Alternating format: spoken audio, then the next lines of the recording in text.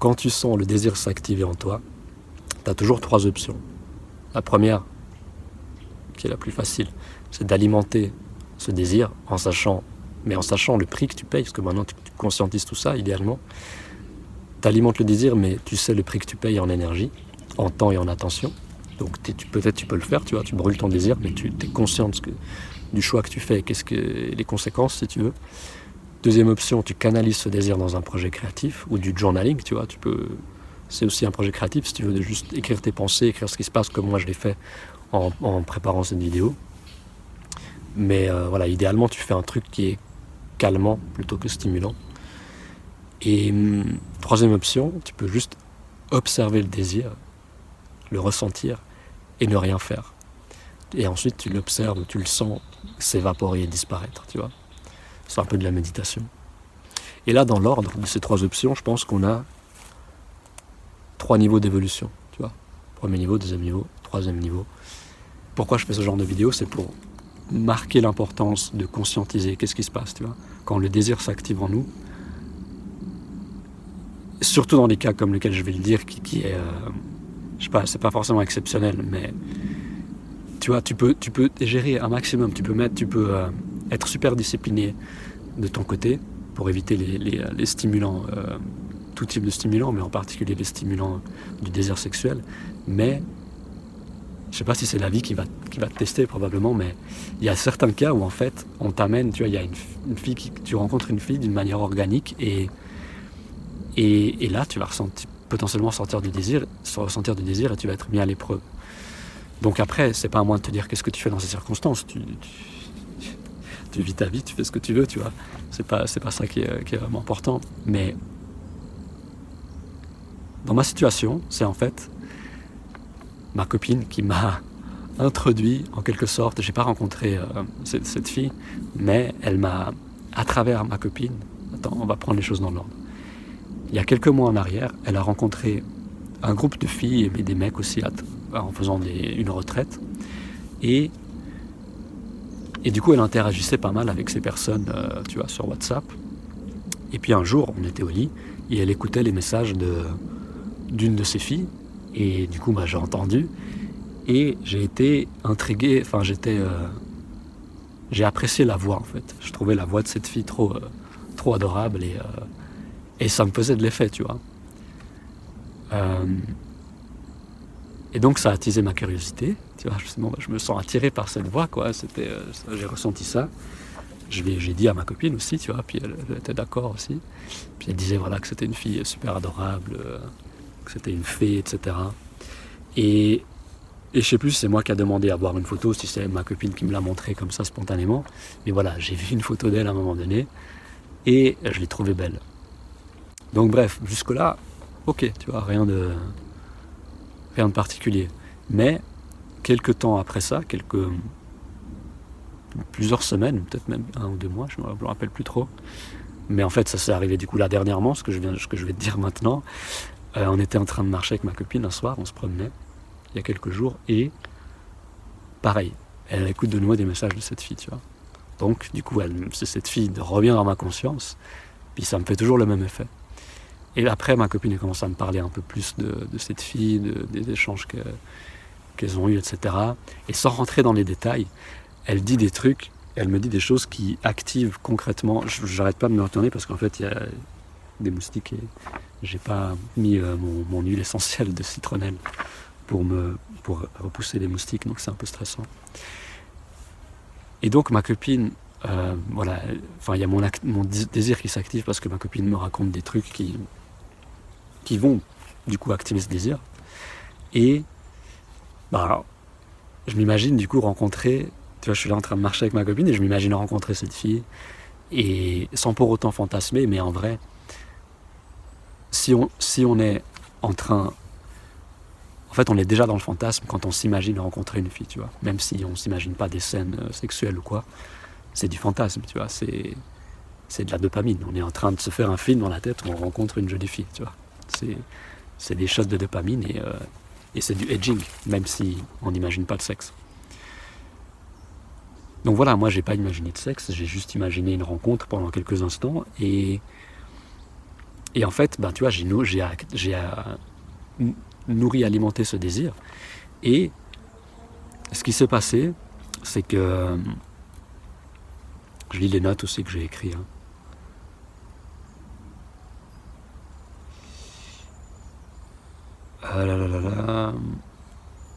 Voilà, c'est qu'en rentrant, avant d'aller dormir, j'ai été chercher cette fille sur Instagram et pour regarder ses photos, tu vois.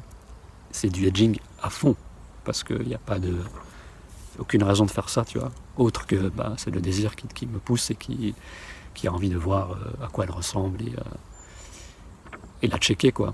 Donc c'est du edging, tu vois, c'est un très bon exemple. Et voilà, après 4 mois de rétention séminale, il m'arrive ça, mais je ne l'ai pas cherché, tu vois. Mais c'est un très bon test, c'est une très bonne épreuve. Après, peut-être qu'un jour je vais rencontrer... Ce qui est drôle, c'est que je crois que c'est le lendemain, ou plus tard. Non, je crois que c'est je sais plus.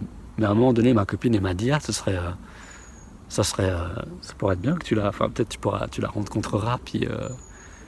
et peut-être... Enfin, là, elle disait en gros que peut-être on sera mutuellement attirés puis qu'on vivra un truc ensemble, tu vois. Donc c'est un big test de l'univers parce que c'est ma copine qui vient me raconter tout ça et qui, elle, envisage même elle s'imagine même des trucs, tu vois, de moi avec cette fille.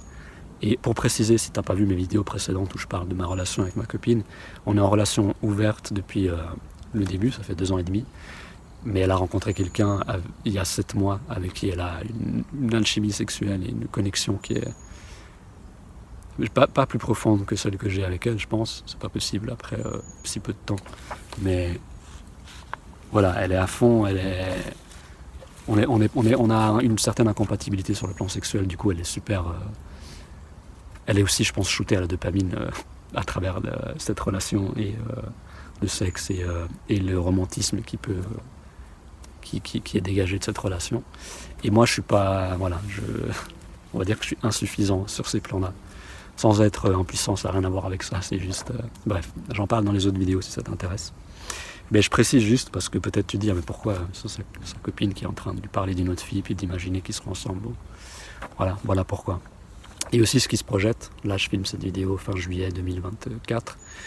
Et en principe, dans ce qu'elle a l'air de se projeter, c'est que ma copine on va se séparer physiquement en fait, mais pas on sera toujours super liés, tu vois, super connectés. Mais en gros, on n'est plus vraiment un couple primaire du fait de cette autre relation qui est née ces derniers mois avec cet autre mec. Donc bref, ça met un peu les choses dans le contexte. Et qu'est-ce que je dois dire encore ? Oui, donc si je finis par rencontrer cette fille vraiment de manière organique, tu vois, c'est ma copine qui nous introduit. Un jour, je vais à Zurich et puis je rencontre ses amis de là-bas. Et après, je sais pas ce qui va se passer, tu vois. Il n'y a pas de problème. Le truc, c'est juste de pas être là à fantasmer. Et enfin, tu vois, en fait, il n'y a rien de mal à ça, hein, vraiment. C'est juste que on gaspille de l'énergie vitale, tu vois. Qu'on est en train de se shooter à la dopamine avec nos fantasmes. Et si en plus on va regarder des photos et tout, tu vois, c'est...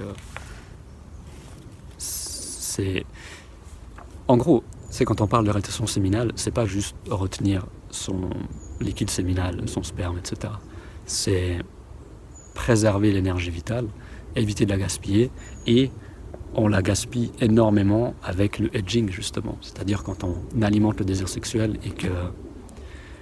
et en plus, il y a des gens qui font de la rétention séminale et qui comprennent pas ça. Donc ils sont méga... Parce qu'ils font de la rétention séminale, ils sont de plus en plus stimulés, alors sexuellement, mais généralement aussi, tu vois. Leur système nerveux, il est de plus en plus activé et stimulé parce qu'ils accumulent l'énergie sexuelle qu'ils avaient l'habitude de relâcher, tu vois, régulièrement, voire tous les jours pour certains. Et c'est un changement important dans le corps, tu vois. Donc si on n'a pas un projet créatif et peut-être du sport aussi, tu vois, c'est pas que du sport parce qu'on peut aussi trop en faire et puis finalement on fait un burn-out par le sport parce qu'on a fait trop de rétention séminale puis que tu vois on n'a pas réussi à avoir d'équilibre. Je pense que ça peut aussi arriver ce genre de truc. Il faut avoir du bon sens en fait et trouver une certaine stabilité, tu vois. Mais c'est important, je pense, pour les hommes d'avoir des projets créatifs, tu vois. Au-delà, alors soit idéalement, enfin, le must peut-être, c'est d'avoir un travail qui est hyper épanouissant sur le plan créatif. Du coup, t'as pas forcément besoin d'un autre projet créatif, même si il faut juste faire attention à pas être addict au travail. Et peut-être, je sais pas, ça serait intéressant d'avoir des témoignages s'il y a des gens qui ont vécu ça. J'imagine qu'il peut y avoir des cas où on fait de la rétention séminale et ensuite on canalise notre énergie dans une autre addiction, où on crée une autre addiction, tu vois. Genre l'addiction au travail. Moi, j'ai été sujet à ça aussi, à travers... En fait, c'était même pas vraiment mon travail, mais c'était mon activité principale, même si ça me rapportait pas vraiment d'argent. Et c'était un projet créatif, c'était de la musique, tu vois. C'était même pas que ça, en fait, c'est que je faisais plusieurs trucs créatifs en été 2017 et ça m'a amené à faire un burn-out, en fait. Mais à ce moment-là, je faisais pas... J'ai pas le souvenir, mais je crois pas que je faisais vraiment de la rétention séminale. Mais peut-être que oui, en fait, j'ai un doute. C'est possible parce que j'avais vraiment énormément d'énergie et je sais pas, bref, ça fait trop longtemps, puis j'ai pas documenté mon expérience à ce moment-là pour vraiment avoir des faits que je puisse partager maintenant. Mais où est-ce qu'on en était ? Oui, donc tu vois, moi je te dis tout ça, c'est pas pour préciser, même si je me suis pas touché, tu vois, j'ai fantasmé et tout, j'ai fantasmé, mais sans image sexuelle, en pensant à cette fille, juste en pensant la rencontrer, puis voilà, ça m'excitait quand même si c'était pas... Enfin si, ça reste sexuel aussi, même si on n'a pas des images sexuelles, ça reste l'instinct sexuel et le désir qui amène ça. J'espère qu'il n'y a pas le chien qui gueule là, qui arrive, c'est possible. Bref, si je dis tout ça, c'est pas pour faire la police du désir ou pour m'auto-flageller, tu vois. Tout est cool, il n'y a aucun problème. Je suis super content de vivre ça et c'est intéressant d'observer tout ça, tu vois. Et en vrai, j'avoue, je serais content de rencontrer cette fille parce que, je sais pas, sa voix me fait du bien, tu vois, je la trouve agréable et du coup, oui, peut-être que la rencontre se fera et je sais pas ce qui se passera, mais oui, je suis intrigué par ça, mais j'évite. C'est ça en fait. C'est là où j'ai un comportement différent que avant, si on veut, le début de cette rétention séminale, il y a 4 mois vraiment. C'est qu'avant, j'aurais regardé de ouf son Insta. Je sais pas ce que j'aurais fait en fait dans cette circonstance-là, mais j'aurais pensé beaucoup plus que maintenant, tu vois. Et du coup, à part ce soir-là, tu vois, justement comment j'ai réagi, plutôt que trop m'exciter, j'ai réalisé, ok, j'ai regardé un peu les photos, tu vois, puis après je me suis dit, bon, c'est bon, on va pas continuer. Et je me suis mis à écrire cette vidéo, en fait, tu vois. Et ça m'a aidé à me canaliser, tu vois, au lieu de continuer le edging, j'ai créé un truc, j'ai été créatif, mon projet créatif d'ailleurs, c'est ça, c'est cette chaîne. C'est de l'expression et voilà, j'ai créé une vidéo en gros. Et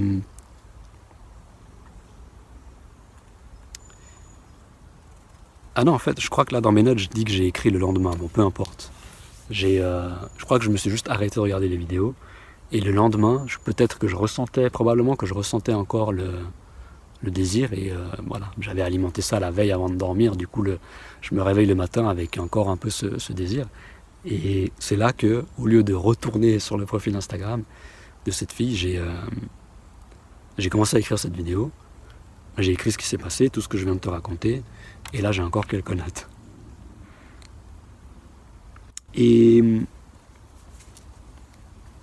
oui, et aussi, en imaginant rencontrer cette fille, ou n'importe quelle autre fille, là, en l'occurrence, cette fille, du coup, je me dis, si je la rencontre, qu'est-ce que je peux lui offrir, tu vois ? Sans penser au sexe. Qu'est-ce que je peux lui offrir, à part ce qui serait physique, etc. Et en fait, mon intention pour mes prochaines rencontres, c'est que... Parce qu'aussi, tu vois, ok, je fais de la rétention séminale depuis 4 mois, mais je te le dis, ma position, j'ai eu peu d'expérience avec des filles, et je pense que j'ai besoin de faire encore quelques rencontres, tu vois. C'est pas pour le sexe, tu vois, même si peut-être qu'il y aura du sexe, mais je sais pas, j'ai l'impression que je dois encore faire quelques rencontres, et pour être un peu rassasié en quelque sorte, mais pas rassasié du sexe, tu vois, c'est rassasié comment dire, peut-être en quelque sorte oui aussi, mais je sais que je vais continuer à conserver mon rythme naturel. Même s'il y a un gros point d'interrogation, c'est ma copine qui souvent me dit, qui me dit, voilà, tu sais que tu me désires pas, et je pense qu'un jour tu rencontreras, elle me dit des fois, elle m'a dit, je te souhaite que tu rencontres une fille avec qui tu vas ressentir le désir que voilà, son autre mec a pour elle. Mais j'en sais rien en vrai, je sais pas du tout si ça va arriver, si c'est possible, et comment je réagirais ou quoi. Je sais juste que je préserverai mon énergie, que je ne deviendrai pas fou pour autant, et que tu vois, surtout si je rencontre une fille après plusieurs mois de rétention séminale et de cette évolution qui se passe aussi depuis ces quelques mois. Après, donc tout ça c'est cool, même si on fantasme ou quoi, on s'imagine rencontrer des filles ou quoi, il n'y a pas de souci. C'est juste important, comme j'ai déjà dit avant, d'être conscient de ce qui se passe en nous quand on ressent du désir, comment on réagit, est-ce qu'on l'alimente ou est-ce qu'on on le laisse passer, et juste créer de l'espace, tu vois, pour pas juste tout de suite avoir des comportements qui vont alimenter le désir, qui sont addictifs et qui nous overstimulent, tu vois, qui nous maintiennent dans un état d'agitation constant. Et quand tu comprends justement les raisons de tous tes actes, plus ou moins, quand tu sais t'auto-observer, de toutes tes réactions, quand tu prends conscience de tes réactions et tout, tu peux les transcender, c'est-à-dire tu peux te libérer de certains comportements et tu peux arrêter certains comportements impulsifs qui ne te servent pas et qui t'empêchent d'évoluer et puis qui continuent d'exciter ton système nerveux sans raison valable. Et après, il faut rappeler qu'il n'y a aucun problème, il y a certains désirs qu'il faut qu'on brûle, tu vois. Donc, peut-être tu regardes des vidéos sur la rétention séminale et tout, tu t'es lancé là-dedans, mais il faut pas que en anglais on dit beat up, en français je sais pas comment on dit, tu t'auto-flagelles, tu vois, que tu te rabaisses en fait, parce que t'as craqué, tu vois, mais idéalement, tu craques, c'est pas que tu craques, mais idéalement, tu vis le sexe seulement avec des relations intimes, ou alors tu vas voir des filles, des masseuses ou quoi, ça peut même être recommandé, parce que comme ça tu peux te laisser vivre des relations platoniques avec des filles que tu rencontres de manière organique, parce que t'as pas envie forcément que le sexe vienne corrompre en fait la pureté d'une relation qui peut être platonique. Et si tu as vraiment du désir à brûler, trop de désir sexuel, tu vas voir des masseuses, tu vois, ou des escortes, ou ce genre de filles, et tu sais que tu vois, il n'y a pas le drame du coup. Tu payes, vous faites plaisir, et après il n'y a pas de drame, tu vois. Mais sinon, moi en fait, je crois que c'est ça que j'ai mis après. Oui, si je m'imagine rencontrer cette fille ou d'autres filles, mon intention c'est en tout cas d'éviter le sexe pendant plusieurs mois, et de avoir juste une relation intime, d'approfondir la relation avec cette fille, et tu vas discuter de choses profondes, d'apprendre à se connaître, oh merde, j'ai mis mon pied sur le câble, j'ai failli niquer la vidéo là, je crois que c'est bon. Donc voilà, mes intentions c'est un peu ça, approfondir l'intimité. Tu vois, on peut être intime sans que ce soit sexuel. C'est pas intimité, j'ai fait une vidéo là-dessus. Comment ça s'appelle ? Tu n'as pas besoin de sexe, tu as besoin d'intimité. Et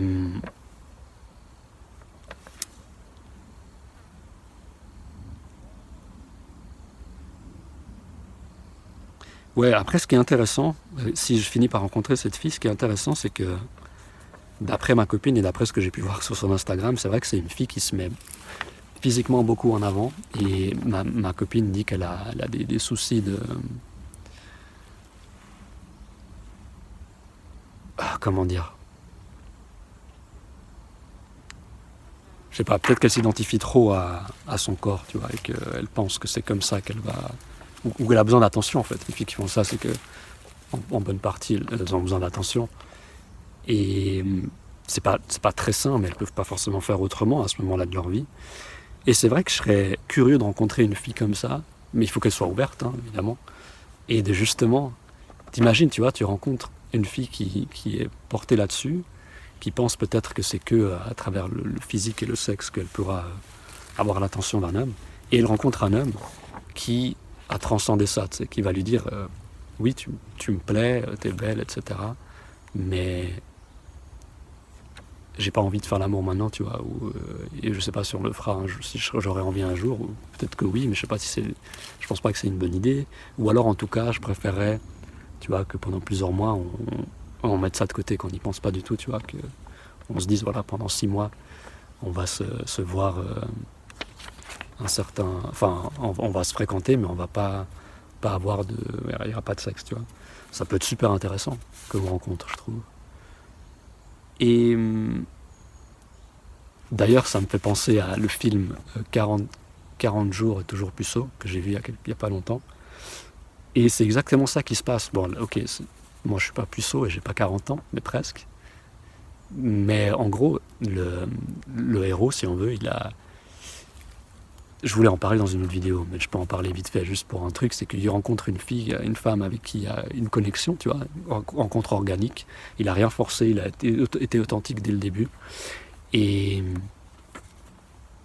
à un moment donné, je crois que c'est le deuxième rencard. Ils avaient déjà essayé de faire l'amour la première fois, mais il y a eu un imprévu et ça n'a pas pu se faire. Et là, pendant ce rencard, la femme lui dit, écoute, j'aimerais bien je pense que ce serait bien qu'on fasse pas ça tout de suite et qu'on attende, je sais pas si elle lui propose genre 5 rencarts ou quoi, ou 10. Puis après, lui il renchérit, il dit pourquoi pas 15, tu vois. Puis elle dit ok 20, un truc comme ça, puis il s'accorde sur 20 rencarts, tu vois, avant de passer à l'acte sexuel. Super intéressant, tu vois, c'est le même concept. Et je pense que c'est vraiment une bonne chose qu'on devrait tous faire dans toutes nos relations, c'est genre on se saute pas dessus, quoi. Même si on sent qu'elle désire et tout, attends. On va mettre ça de côté, puis se rencontrer, tu vois, sur d'autres plans. Et voir si on connecte aussi au-delà du plan physique. Et puis se laisser l'espace d'expérimenter ça, tu vois. C'est une relation qui peut être platonique, qu'il y ait ou pas la promesse de sexe après. Idéalement, le mieux, c'est qu'il n'y ait pas du tout de promesse, tu vois, on ne sait pas, peut-être on le fera, peut-être pas, mais ça nous est égal, tu vois, on est indifférent, ça se fait ou ça se fait pas, ça change rien dans notre relation, tu vois, du coup, il y a c'est plus pur, tout simplement. Est-ce que j'ai encore des trucs à dire ? Donc voilà, avoir écrit cette vidéo, ça a été une façon de canaliser mon désir, du coup, et d'en faire quelque chose d'utile. C'est l'énergie sexuelle, tu vois, qui a circulé. J'ai quand même dépensé de l'énergie en faisant ça, en faisant la vidéo, là. Et c'est beaucoup plus noble que de retourner sur la page Instagram de cette fille, parce que l'envie était encore là le lendemain et que j'étais à 2 doigts de le faire, tu vois. Et boum. Ce qui est intéressant, c'est que pendant la nuit, après avoir justement eu ce edging, avoir regardé ces photos sur cette fille sur Insta, je m'endors peu après avoir regardé son Insta, et en gros, c'est pratiquement avoir stalké cette fille, tu vois. Même si poster des photos de soi sur une page publique, c'est une forme d'exhibitionnisme, et on peut pas dire que quelqu'un stalk quand c'est dans ce contexte-là, mais c'est un peu équivalent quand même à du à stalker, quoi. Ou du voyeurisme. C'est un peu la même chose, je crois, non ? Et devine quoi, du coup, j'ai fait des rêves excitants, tu vois, parce que j'ai pas eu de wet dream, mais je me suis réveillé 2 ou 3 fois et j'étais excité. Peut-être aussi encore une fois parce que j'avais besoin de pisser, mais probablement parce que j'avais alimenté le désir juste avant d'aller me coucher. Donc, ça illustre bien que faire du edging, tu vois, sur Instagram, ça perturbe le système nerveux, puisque ça a un peu agité mon sommeil, entre autres. Et sans doute que j'aurais mieux dormi sans avoir fait ça.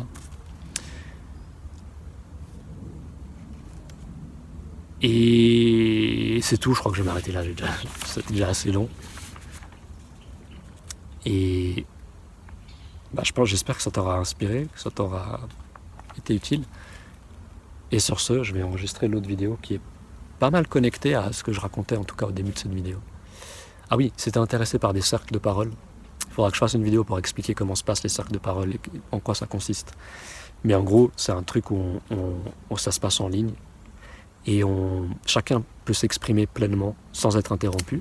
Chaque personne, imaginons que tu commences à parler, tu dis tout ce que tu veux, en étant conscient que tu n'es pas tout seul, mais tu peux parler pratiquement aussi longtemps que tu veux, avec juste cette conscience qu'on veut laisser de l'espace aux autres. Et c'est toi qui décides quand tu as fini, tu donnes la parole à quelqu'un d'autre, tu vois. Et évidemment, on peut parler de notre expérience en rétention séminale, les relations, et tout ce qui nous paraît important, qu'on aurait envie de partager. Et c'est un système de communication, de dialogue qui est extrêmement basé sur l'écoute et qui donne beaucoup l'espace et qui est pratique que pratiquement personne ne pratique dans sa vie tous les jours, tu vois, sauf si tu fais déjà partie de cercle de parole ou que tu fais partie d'une communauté ou qu'au travail il y a ce genre de méthodes qui sont mises en place. Ce serait très utile d'ailleurs même en famille, mais c'est quand même extrêmement rare. Et voilà, moi j'ai envie d'offrir ce genre d'espace, donc si ça t'intéresse, lâche ton mail, il y a le lien pour ça dans la description et j'enverrai l'invitation pour le premier cercle prochainement. Conclusion, quand tu sens le désir s'activer en toi, tu as toujours 3 options. La première, qui est la plus facile, c'est d'alimenter ce désir en sachant le prix que tu payes, parce que maintenant tu conscientises tout ça idéalement. Tu alimentes le désir, mais tu sais le prix que tu payes en énergie, en temps et en attention. Donc peut-être tu peux le faire, tu vois, tu brûles ton désir, mais tu es conscient du choix que tu fais, les conséquences si tu veux. Deuxième option, tu canalises ce désir dans un projet créatif ou du journaling, tu vois, c'est aussi un projet créatif si tu veux de juste écrire tes pensées, écrire ce qui se passe comme moi je l'ai fait en préparant cette vidéo. Mais idéalement tu fais un truc qui est calmant plutôt que stimulant. Et troisième option, tu peux juste observer le désir, le ressentir et ne rien faire. Et ensuite tu l'observes, tu le sens s'évaporer et disparaître, tu vois. C'est un peu de la méditation. Et là, dans l'ordre de ces 3 options, je pense qu'on a 3 niveaux d'évolution, tu vois. Premier niveau, deuxième niveau, troisième niveau. Sur ce, ciao.